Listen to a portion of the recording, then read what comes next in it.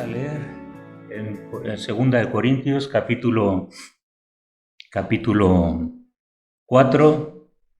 Vamos a leer unos textos y vamos a seguir edificándonos. Dios, como hemos escuchado, siempre provee a nuestras necesidades en los momentos más críticos, más difíciles, más complejos.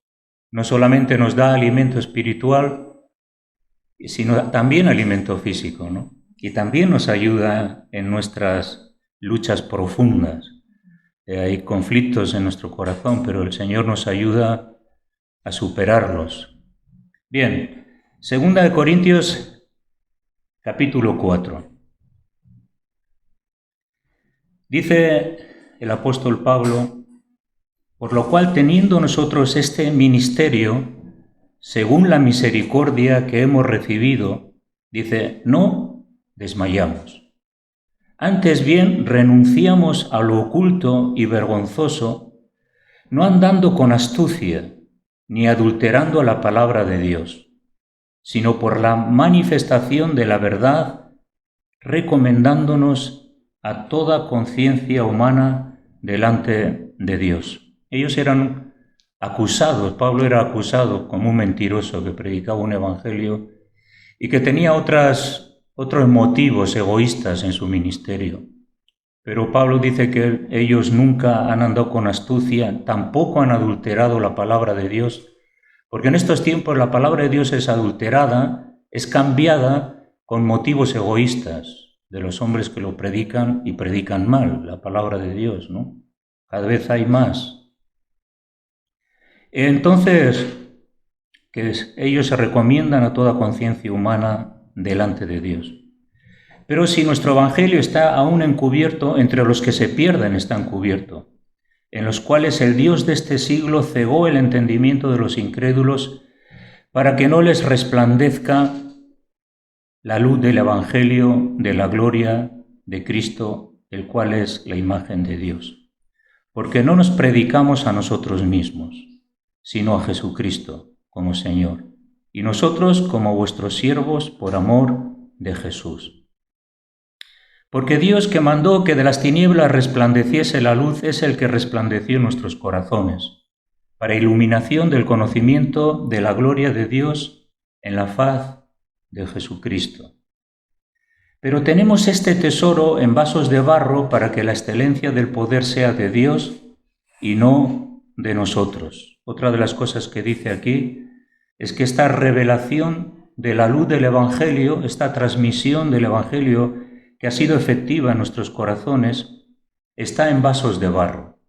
¿Eso qué significa? Que este tesoro, este valor incalculable, esta realidad de lo más importante del hombre, está en vasos de barro, vasos que se deterioran y que están limitados. Por lo tanto, el hombre lo que tiene que hacer es humillarse más bien que ensalzarse, ¿no? Lo que Pablo está diciendo aquí es que ellos quieren glorificar a Dios a través de la predicación del Evangelio y no tienen otro motivo, ¿no? Aunque eso le daba problemas. La excelencia sea para Dios y no de nosotros.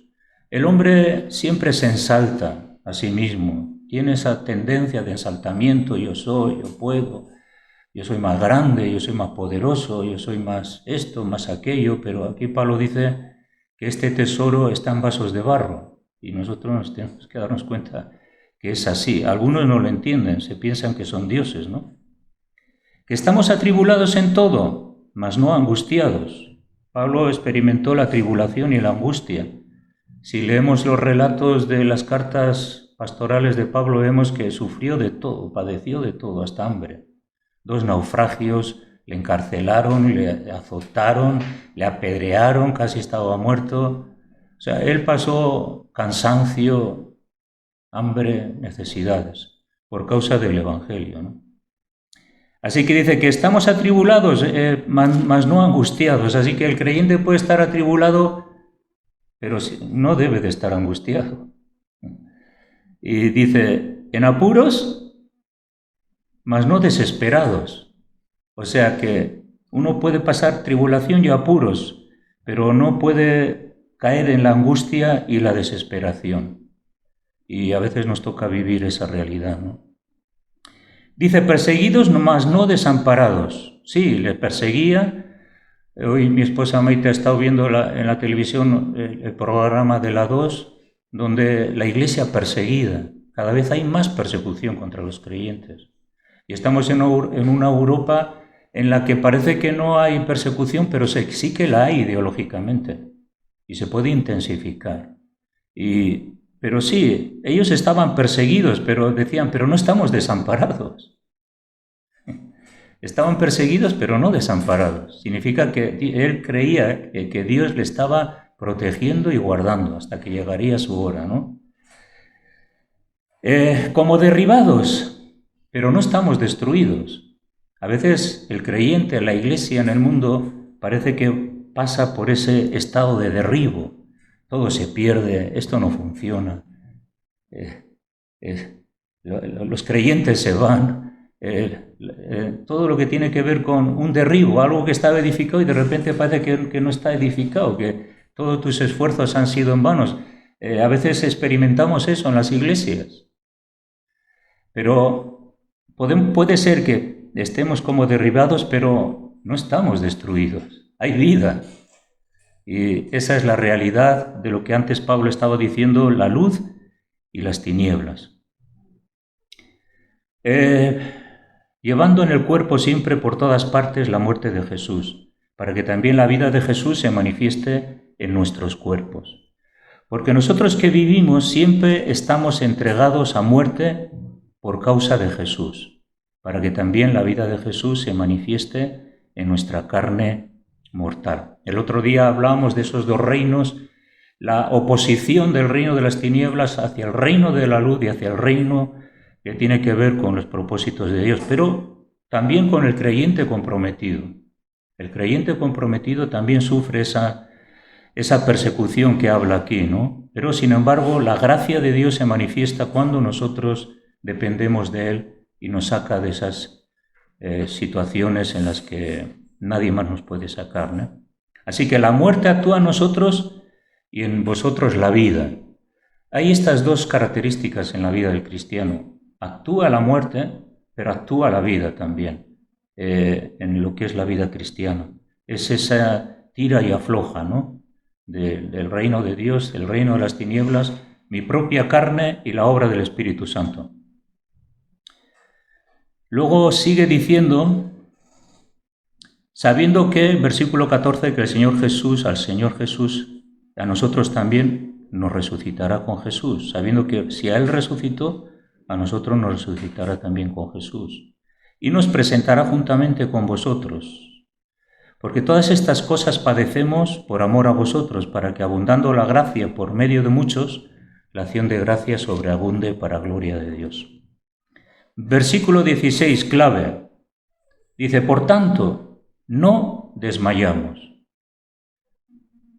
Antes, aunque este nuestro hombre exterior se va desgastando, el interior se renueva de día en día.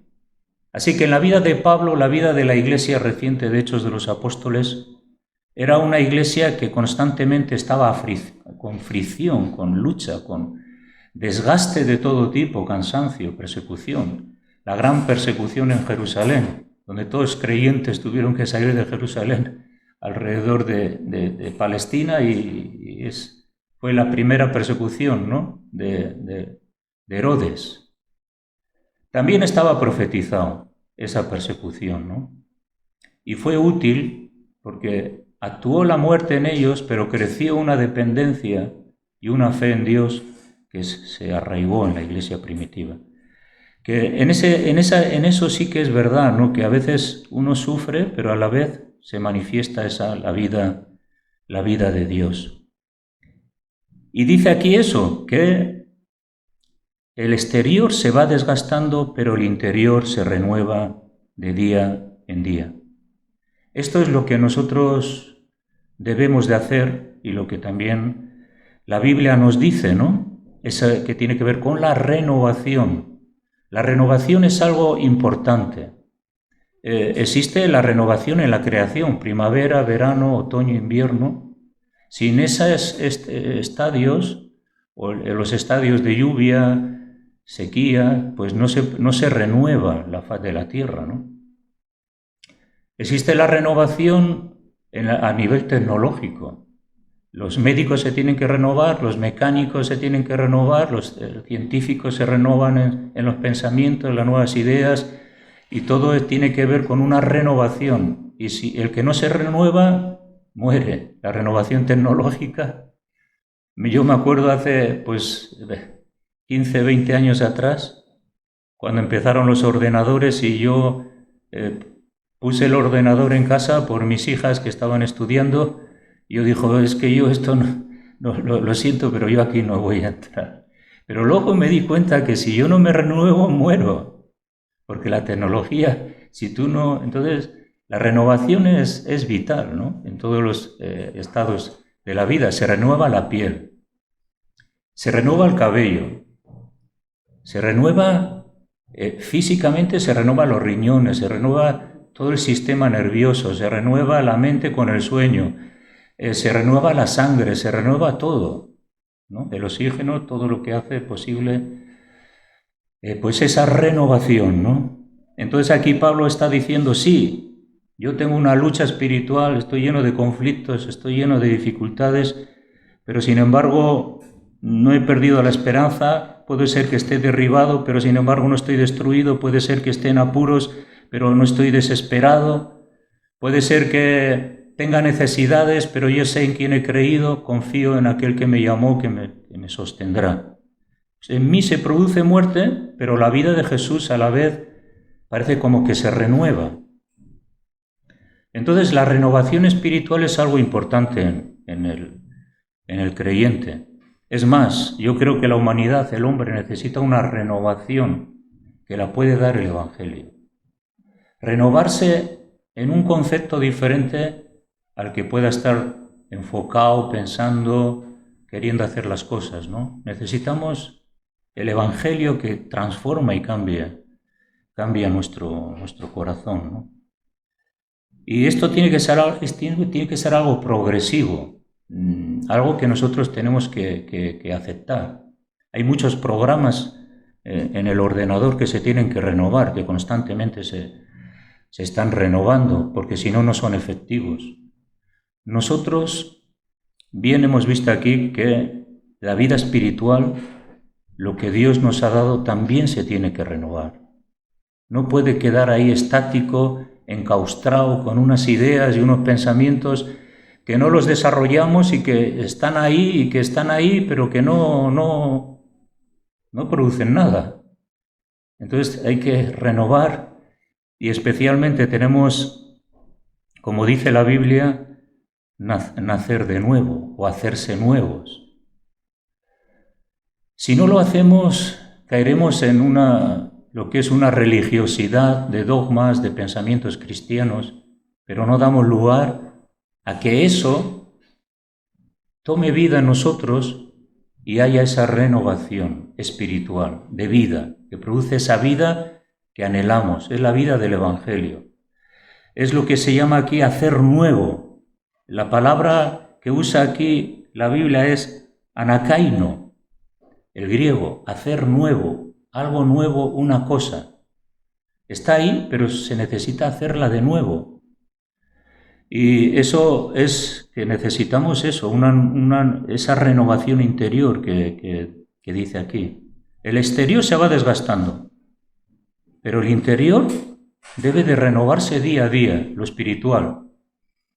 Si invertiríamos tanto tiempo en lo espiritual como invertimos en nuestro cuerpo, imagínate, pues la belleza es parte importante de la sociedad. La gente se busca cómo estar más bello, cómo estar más mejor, o sea, dar tiempo a que mi cuerpo parezca mejor, ¿no? O esté mejor, que está bien.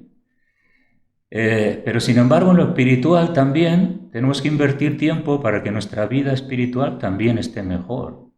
¿Y por qué hay tantos productos cosméticos y tantas operaciones y tantas estéticas en la sociedad. ¿Por qué? Porque el hombre y la mujer buscan estar mejor físicamente. Y claro, ahora lo que pasa es que por mucho que luego se quieran renovar, el desgaste se lleva por dentro, ¿no? Entonces, en ese sentido, el exterior se va desgastando, el interior se renueva de día en día. Colosenses 3:10.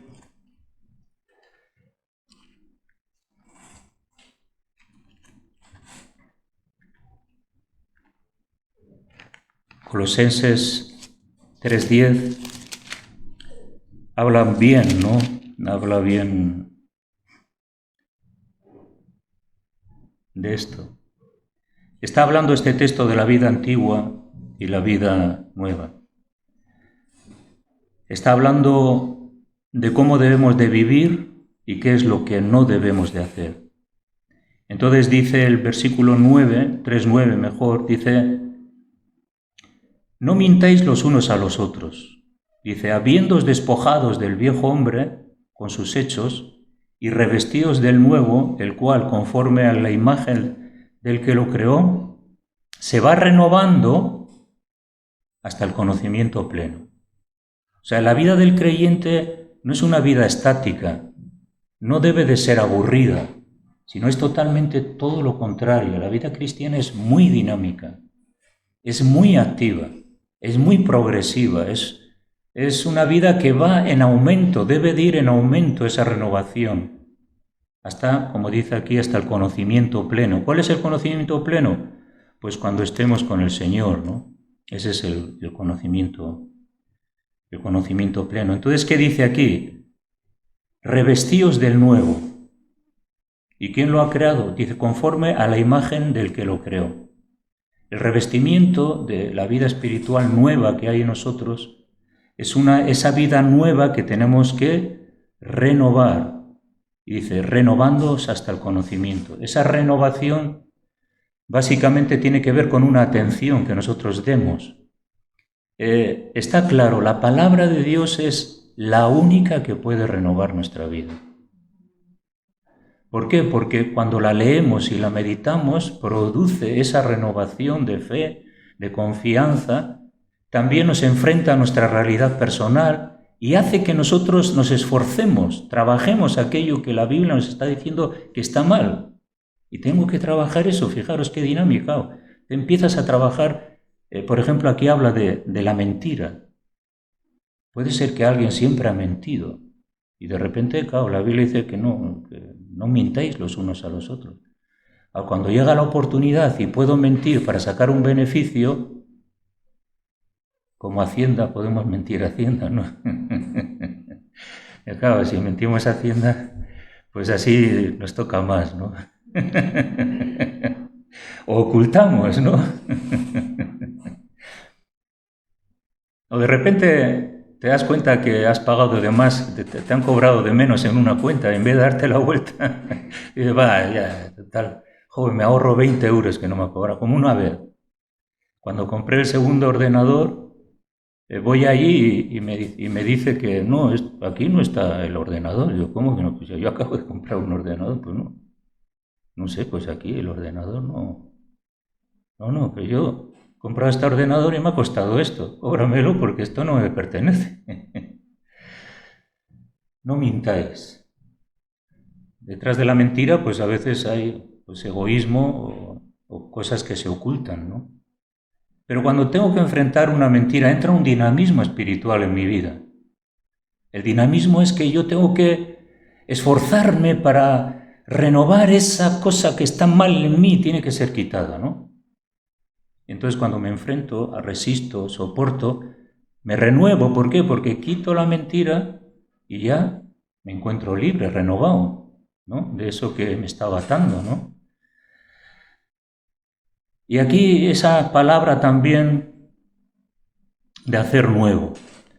Dios nos ha llamado, Dios no cambia nuestra personalidad, pero sí que Dios quiere hacer cosas nuevas, poner algo nuevo en nosotros. Pero nosotros tenemos que colaborar con Dios para que esa renovación interior sea eficaz y se produzca. Si no, pues no se va a producir. Efesios capítulo 4, versículo 23.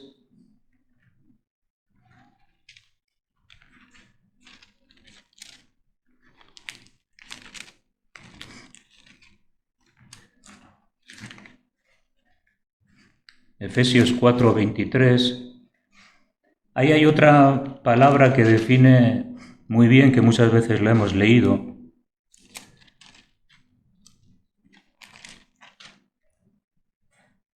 Que aquí habla de eso, de la nueva vida en Cristo. Y esto sí que es importante, ¿no? Porque si no tenemos esa dinámica espiritual y dejamos que todo lo que viene no pasa nada, pues entonces nunca nos renovamos en el espíritu de nuestra mente y en el espíritu de nuestra alma, ¿no? Dice 23, renovaos en el espíritu de vuestra mente y vestíos del nuevo hombre creado según Dios en la justicia y santidad de la verdad. La renovación de nuestra mente, qué importante. Claro, una mente espiritual no se renueva viendo programas de violencia, programas de sensualidad.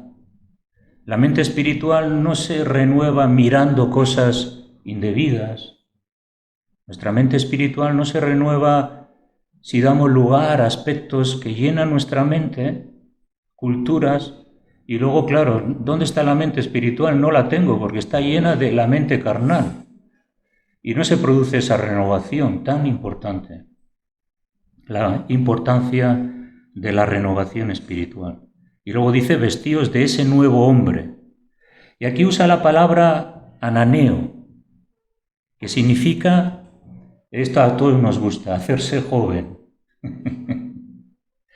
Vaya, qué cosa, ¿no? Hacerse joven. Pero bueno, si cada vez soy mayor, ¿no? Pero la Biblia dice que podemos hacernos jóvenes espiritualmente, claro. No tengan muchas ilusiones. Pero habla de hacerse jóvenes, que cada vez soy más joven en mi mente y en mi corazón.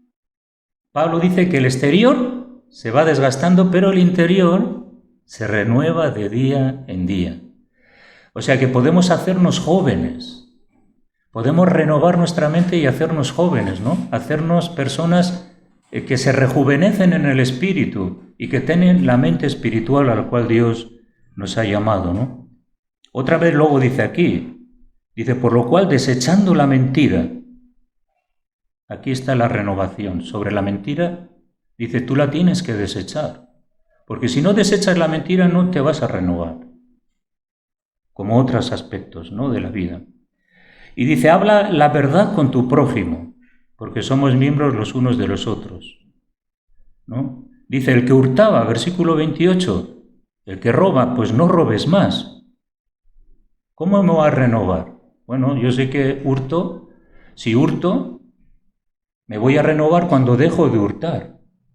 Entonces se produce en mí una renovación espiritual. Empieza a tomar lugar la vida espiritual en mí. Y se empieza a alejar todo lo sucio que tiene que ser quitado. ¿Cuánto cuidamos nuestros coches? Y, por ejemplo, ¿no?, que se ensucia, lo limpias, el hogar, cuántas veces pasamos el polvo, limpiamos las ventanas, no dejamos que se acumule ahí, ¿no? Nos gusta la limpieza. Nos preocupamos que el coche esté limpio, que el cabello esté limpio y aseado. Nos preocupamos que la limpieza es algo que nos gusta, pero también cuando lo hacemos se renueva todo. ¡Ay, qué limpieza! Había polvo en el suelo, he pasado la aspiradora, Ione, y entonces ya todo está limpio. Y si no lo haces, que pues no se renueva y está sucio todo, ¿no? Entras en una casa y está sucio. Entonces, ¿cómo renovarnos? Pues cuando hacemos frente a aquello que está mal. El que hurtaba no hurte más. Luego dice, ninguna palabra corrompida salga de vuestra boca, sino la que sea de edificación. O sea, si yo tengo unas conversaciones que nada tienen que ver con la vida cristiana, estoy maldiciendo a uno, desechando al otro, criticando al otro, dice que no debe de salir ninguna palabra corrompida, sino algo que edifique, que ayude, que anime, que levante, que exhorte. Porque yo puedo decir, mira, ese ha caído, claro, se lo merecía. Ese le ha pasado eso, claro, era un tío. Pero nuestras palabras tienen que ser de amor para edificar, y ahí nos renovamos.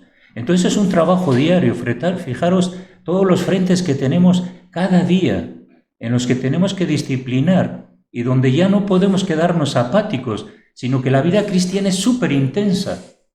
La vida cristiana está en constante despertar, y estamos desechando lo malo, reteniendo lo bueno, absteniéndonos de toda especie de mal, y buscando esa renovación constante. Porque si en mi mente se llena un pensamiento de odio y no lo quito, entonces ¿qué pasa? Que ese pensamiento de odio me va a estar ahí y no me voy a renovar, lo tengo que quitar. De eso se trata esa renovación. La renovación para hacerse joven,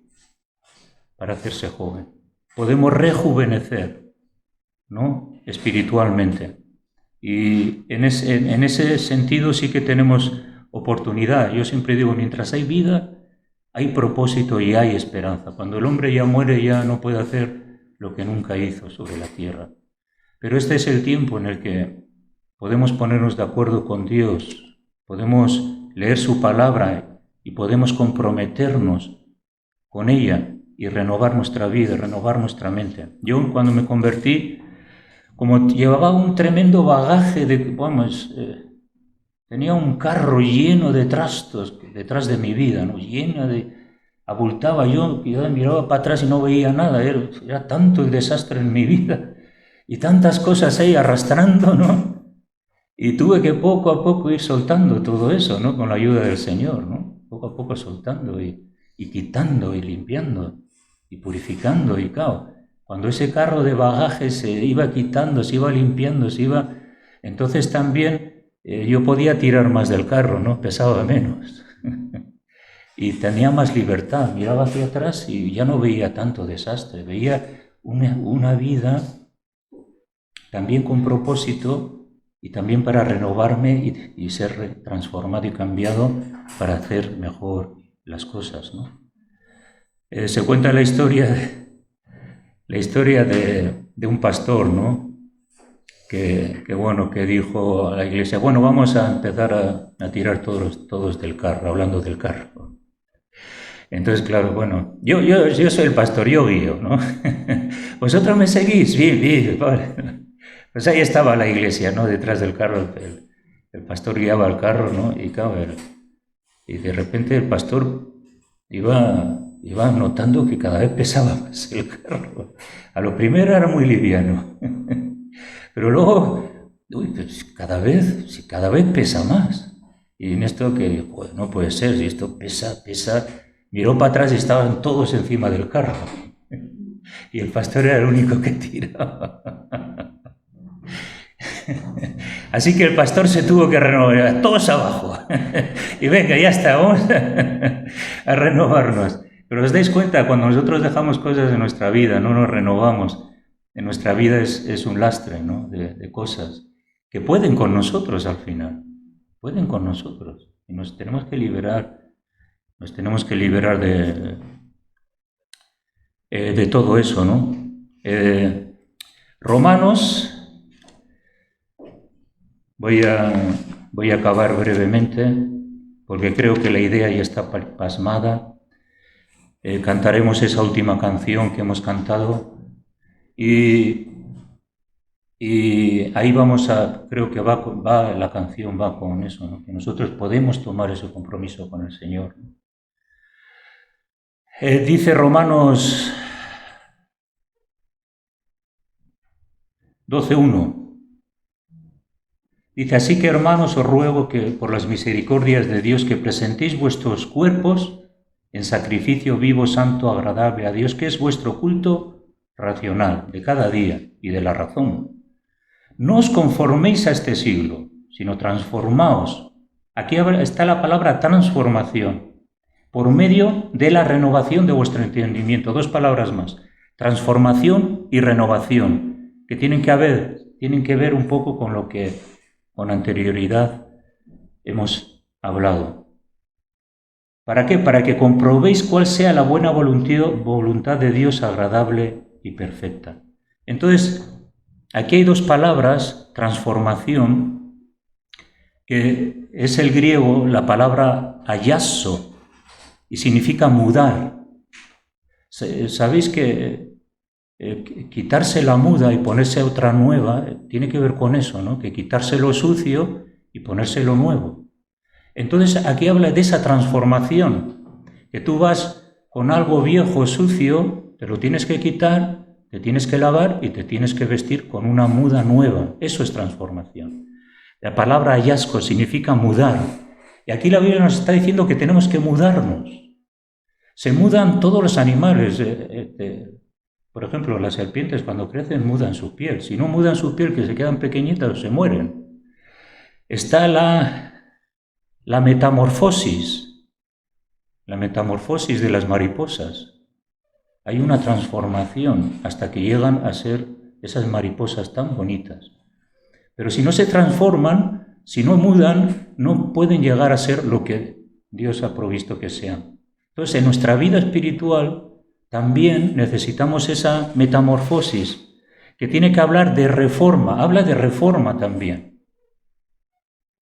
¿Qué es una reforma? Está todo viejo, agrietado, hay que pintar, el techo está roto, hay que ponerlo bien. Nosotros necesitamos una reforma.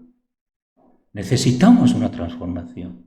No podemos vivir siempre con la misma ropa, con las mismas paredes sucias, el techo desalineado. ¿Cómo cuidamos nuestro cuerpo? Nos gusta que la gente nos vea bien, nos vea guapitos, ¿no? Pelito así, ¿no? El pantaloncito, ¿no? Y qué bien me siento, estoy bien. Nadie se presenta de cualquier forma a otro, ¿no? Sobre todo si tienes una visita. Uy, a ver qué me pongo, que esto. Claro, porque eso tiene que ver con un aspecto, pero también lo espiritual tiene que ver con un aspecto, y ese aspecto se tiene que ver, se tiene que notar. Hay un versículo de Eclesiastés que he estado pensando en él, ¿no? Pero bueno, también es para el hombre y para la mujer, ¿no? Dice que vana es la gracia y vana es la hermosura. La mujer que teme al Señor, esa será alabada. La mujer, hay una connotación de belleza importante para ella, ¿no? Para el hombre también. Pero que si damos demasiado esfuerzo a solamente lo que se ve en nuestro cuerpo y desalineamos nuestra vida espiritual, aquí la Biblia dice que es mejor tener una buena vida espiritual, porque Dios va a alabar a la mujer y al hombre que se preocupan de su espíritu, ¿no?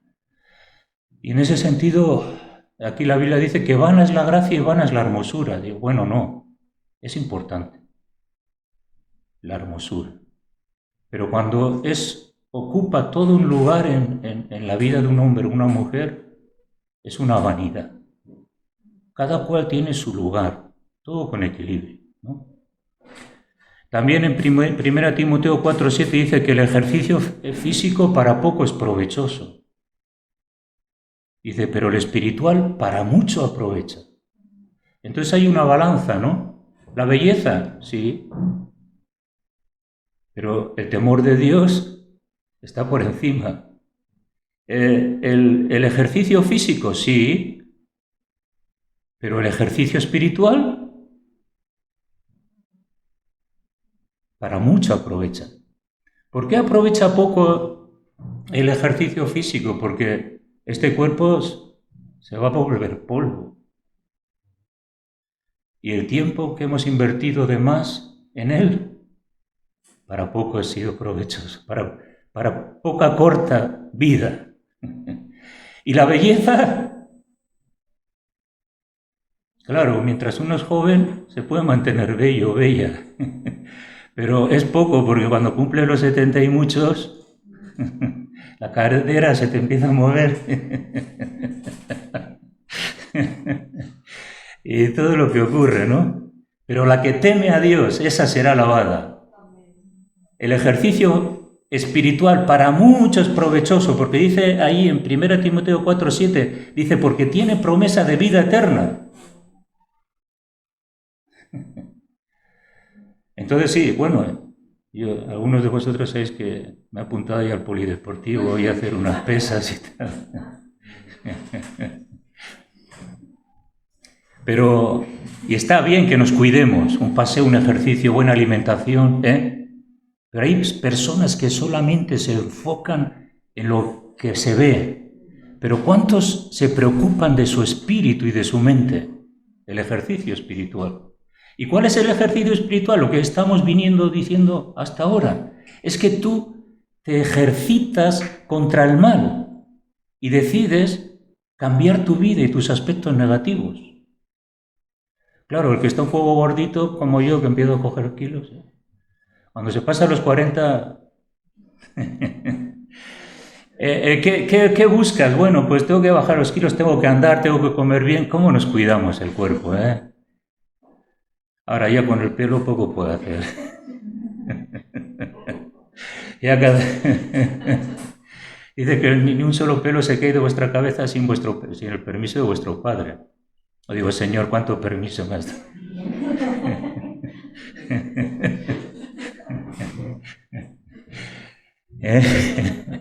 ¿Os acordáis? Había uno que se miró una vez en el espejo y tenía 5 pelos.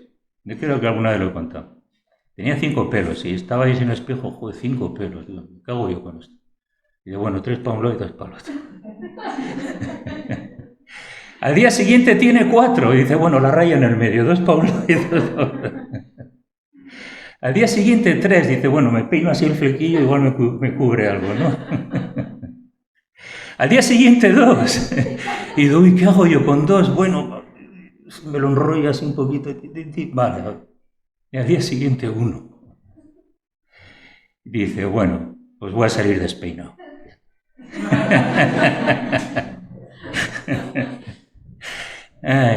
Pero ¿cómo nos cuidamos, no? ¿Cómo queremos ponernos cosas que nos faltan? ¿Cómo queremos quitarnos cosas que nos sobran?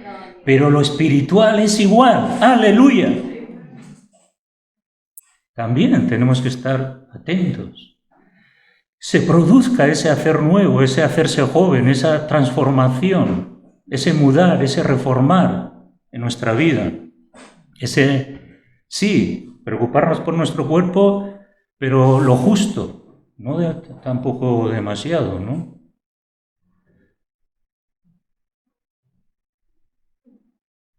Entonces, vamos a cantar la canción y vamos a decirle al Señor que necesitamos esa nueva vida. Pero así como nos esforzamos tanto en las cosas que se ven, vamos a esforzarnos también en lo espiritual, ¿verdad? Aquello que Dios valora. El mundo tiene unos valores y a veces nos confundimos y caemos presa de esos estatus que hay en la sociedad de belleza, de todo tipo de cosas, ¿no? Y uno se queda como diciendo, bueno, si no tengo eso yo no soy feliz. No, en Dios somos felices, seamos lo que seamos, tengamos lo que tengamos, y lo importante es que nosotros veamos que esa vida espiritual es algo que lo podemos desarrollar y que es valioso para Dios, que tiene esperanza de vida eterna.